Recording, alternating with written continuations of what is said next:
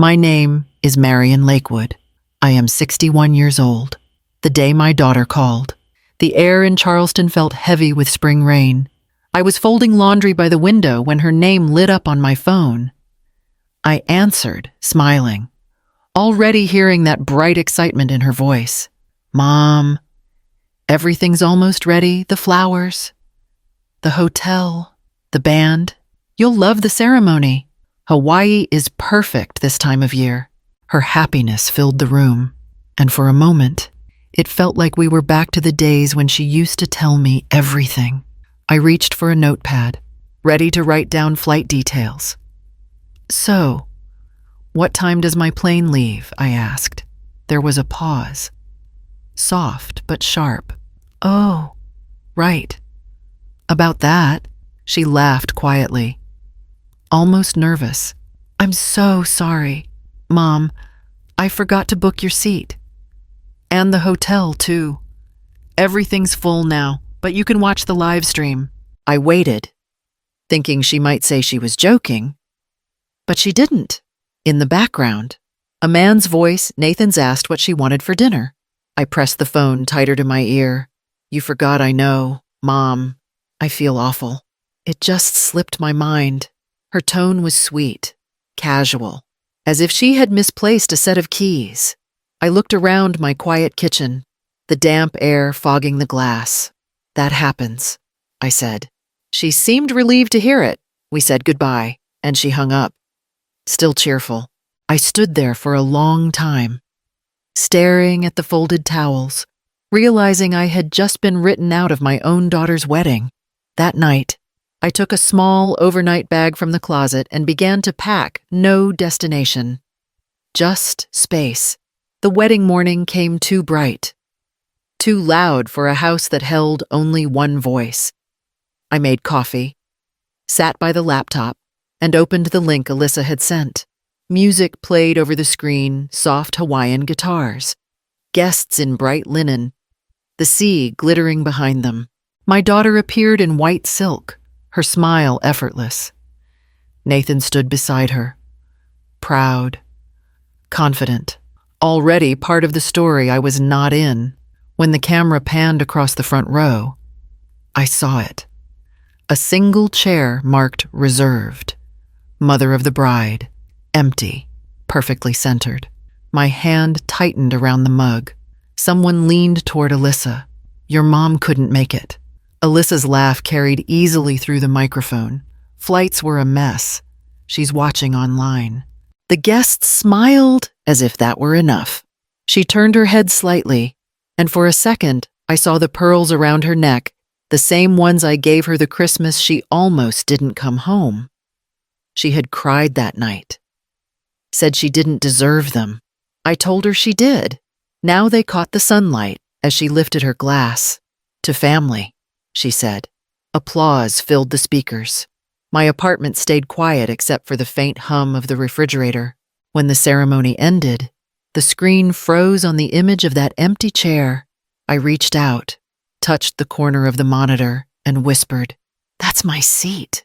Then I closed the laptop and turned off the light. After the live stream ended, I sat by the window until the sky dimmed. The quiet pressed close. And with it came the memories I had tried to bury. Alyssa was 8 when her father died in a boating accident. The police officer who came to the door wouldn't meet my eyes when he said the words. She didn't cry right away, just looked at me and said, "You'll fix it." Right. Mom. I told her I would, and somehow I tried. Years later, that pattern never changed. When she dented the car in college, I called the insurance. When she maxed out her credit cards, I sent the check. When she said she needed just a small loan for a down payment, I wired $20,000 without asking where it went. I still remember that call. "Mom, I'll pay you back soon. You don't need to," I said. "Just do better next time." She laughed. "You always say that," and I always meant it. She was the golden child, beautiful, quick to charm, careless in ways people found endearing. Everyone adored her. I was the steady one who made the shine possible. When Nathan entered her life, she called me less. He's amazing. Mom, you'll love him. I believed her. I wanted to. Now, in the glow of my laptop's blank screen, I realized I had spent decades teaching her that no mistake was too large to forgive, no distance too wide to close. Maybe she believed forgetting me was just another thing I would fix. I closed the curtains and whispered into the dark. Not this time. Alyssa, I didn't vanish all at once. It happened in small, deliberate motions.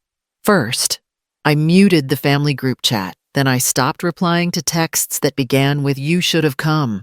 When neighbors asked about the wedding, I said it was beautiful and changed the subject. A month later, I started volunteering at the public library downtown. It gave me something to do with my hands sorting books, logging donations, pretending my life still had routine. "Mrs. Lakewood, you're a natural with numbers," the head librarian said one morning. "Would you mind helping us balance last quarter's reports?" I smiled. It's been a while, but I can try. That afternoon, between rows of books, I scrolled through social media during lunch. Alyssa's posts filled the screen dinners by the ocean, charity fundraisers, polished smiles beside Nathan. In one photo, a banner behind them read, "Bayshore Development Group. Proud donor." Something about it snagged my attention. The donation amount, $200,000, seemed far too generous for a company I knew had filed modest quarterly earnings last year. Old habits woke up. I searched the name, skimmed through corporate filings, and saw patterns that didn't align. At dinner, the librarian noticed me staring into my soup. "Long day," she asked. "Just old instincts," I said quietly. They never really go away. That night, I opened my old laptop for the first time in years. Its screen flickered, asking for a password I still remembered. If distance was supposed to bring peace, it had done the opposite. It had given me clarity and a reason to look closer. The next week at the library, I was reviewing donation receipts when a familiar name appeared again, Bayshore Development Group. The same company from Alyssa's gala photo. The amount was smaller this time, $50,000, but it was labeled as community outreach. Something about the format looked wrong.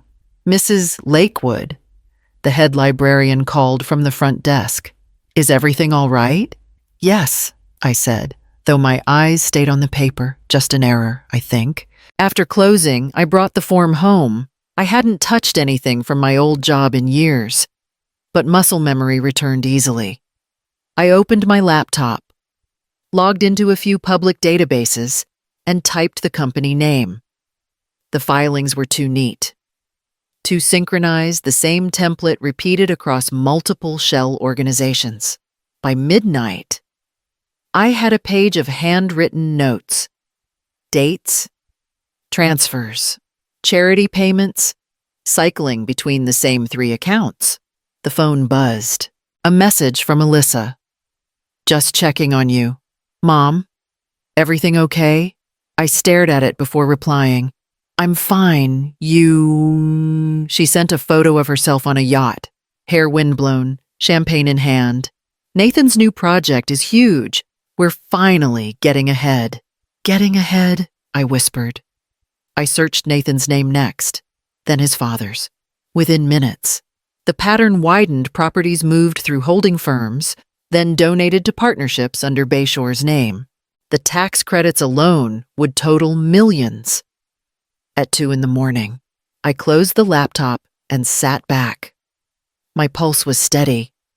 Not panicked. It wasn't anger I felt anymore. It was clarity in the quiet. I heard my late husband's voice, the one that used to guide me through every storm. "You've always been the one who sees the details no one else wants to see." I picked up my pen again and drew arrows between the names. The network grew like a web across the page. By dawn, the first outline of a truth I hadn't asked for was taking shape. and I knew I wouldn't stop until I understood it completely. By the end of that week, my dining table looked less like a place to eat and more like an investigation board. Folders, printouts, highlighters, old habits returning like muscle memory. Every night after the library closed, I came home, brewed tea, and reopened the laptop. My old compliance software still worked. The license hadn't expired. It felt strange, almost comforting, to be tracing lines again, following the quiet rhythm of numbers instead of words. I started small cross-referencing property deeds between South Carolina and Hawaii. Bayshore Development owned dozens, each sold to nonprofits that didn't exist outside a single mailbox. Each one led to another company name, and another. I muttered to myself as I worked, the same way I used to when Alyssa was little and doing homework beside me. You always start from the source, I whispered. Follow the first dollar. At one point, I found a file labeled Kealani Foundation, a charity receiving annual donations from Bayshore. The website looked legitimate photos of children by the ocean, smiling volunteers, a mission statement about rebuilding schools. But the address was a law office, and the contact email Nathan's assistant. My pen hesitated over the page. I clicked through a photo gallery on the foundation's site, and there she was, Alyssa standing at a podium, the Bayshore logo behind her, the caption reading, Vice President of Community Affairs. I leaned back in my chair, staring at her face, frozen mid-smile. The ache in my chest was sharp, but beneath it, something colder began to form. Later that night, I called an old coworker, Daniel, who had retired 2 years before me. If someone was routing donations through multiple shells, I said carefully, what would be the simplest way to hide it? He chuckled softly. Simplest. Marry someone who knows how to keep quiet. I didn't reply. The truth was heavy in my hands, heavier than the years I had spent loving her. When I hung up, I opened a new spreadsheet and began building the map. Names, dates, transfers, every false charity that touched Bayshore's name. I worked until the first light of morning touched the curtains. This time, I wasn't building a future for Alyssa. I was building the one thing that could finally expose what she had chosen to protect. A year passed quietly.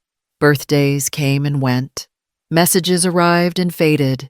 Alyssa called twice, each time cheerful, careful, as if distance were a choice we'd both agreed on. By spring, the investigation was complete. My notes filled 2 binders and 3 flash drives. I could trace every false donation, every transfer that passed through Bayshore's accounts. It was cleaner than most crimes, elegant, precise, confident in being unnoticed. That morning, I printed the records and slipped them into a gold envelope.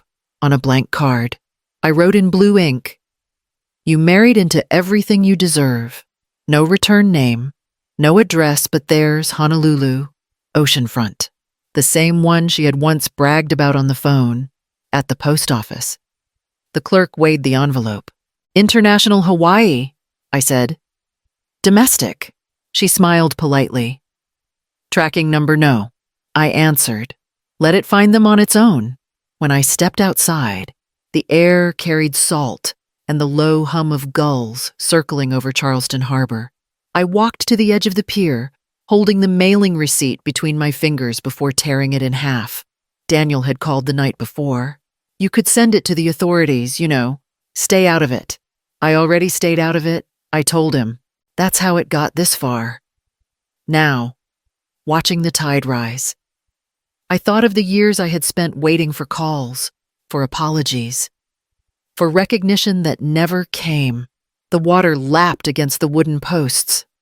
Steady, indifferent. For the first time, I felt the same way. I dropped the torn receipt into the harbor and let the current take it. The envelope was already on its way across the ocean, carrying the truth she helped hide and I could no longer protect.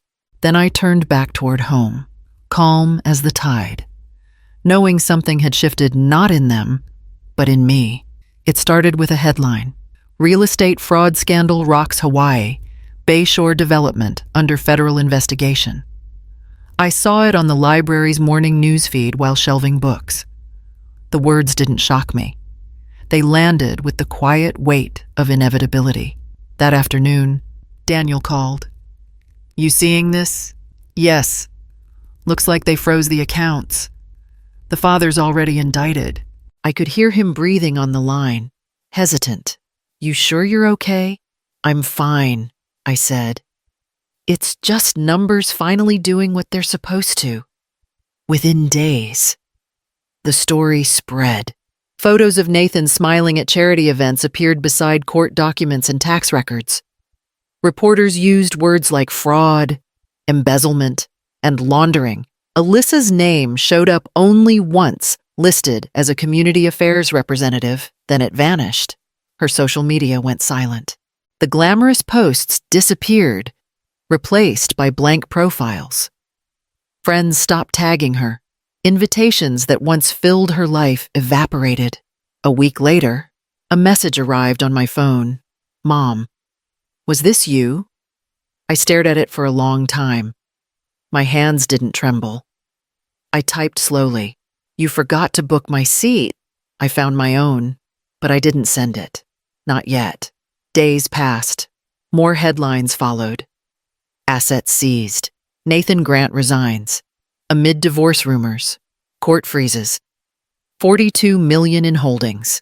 I watched from my kitchen window as rain fell over Charleston. Steady and cleansing. Somewhere across the ocean, everything Alyssa had built was dissolving just as quietly as she'd erased me a year before. One night, Daniel called again. "It's over. Nathan's facing prison time. Your daughter filed for divorce." "Good," I said softly. He hesitated. "You ever think she might not have known she knew enough to smile in every photo?" After the call ended, I picked up my phone again. The unsent message still waited there, a small rectangle of light in the dark room. I read it once more, then tapped send. A few seconds later, the word "read" appeared beneath it. Nothing followed. No apology, no defense, only silence. Outside, thunder rolled over the harbor. I closed the curtains and sat down, listening to the sound of rain against glass. The storm had reached her first, and I didn't need to see it to know.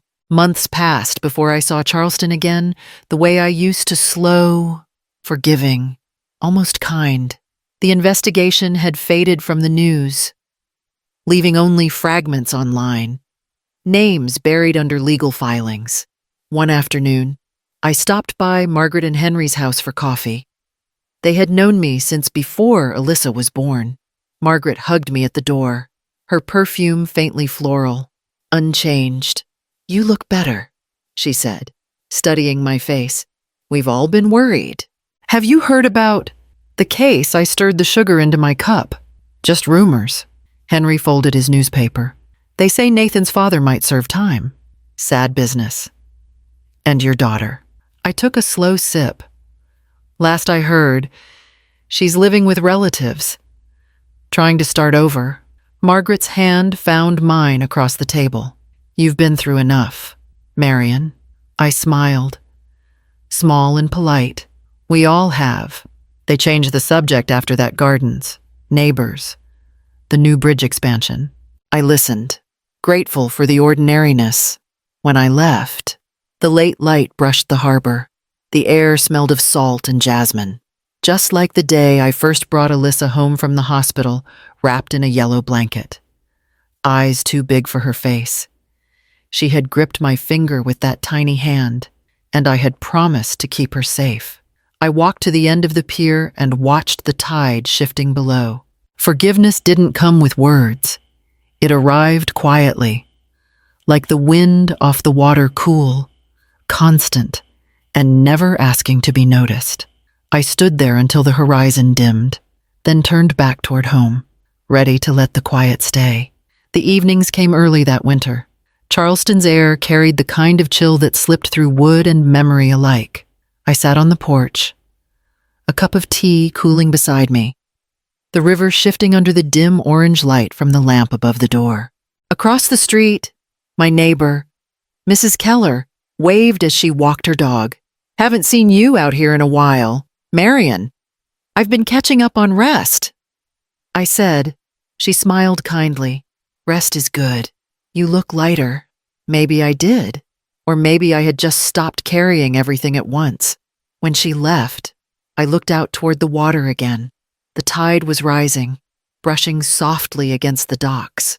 The same sound I'd heard every night for decades, except now it didn't ache. The phone buzzed on the porch table. A message from an unknown number. I opened it. "I'm sorry, Mom, for everything." The words were simple. No explanation. No plea. I stared at them until they blurred. Then I typed back, "Take care of yourself." No signature. No demand for closure. Just a quiet exchange.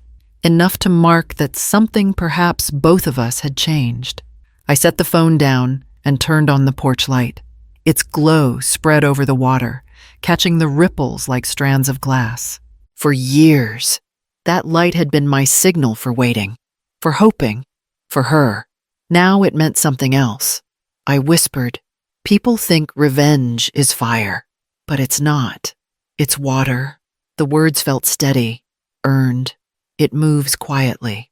I said, "Fills every crack they left in you, and when it overflows, it doesn't burn. It drowns." A gull cried somewhere in the dark, the tide slipping higher.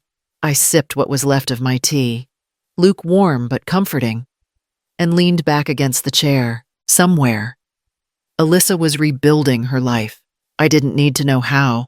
The porch light stayed on, steady over the river, not for waiting, not for forgiveness, just for remembering who I had become when the water finally turned.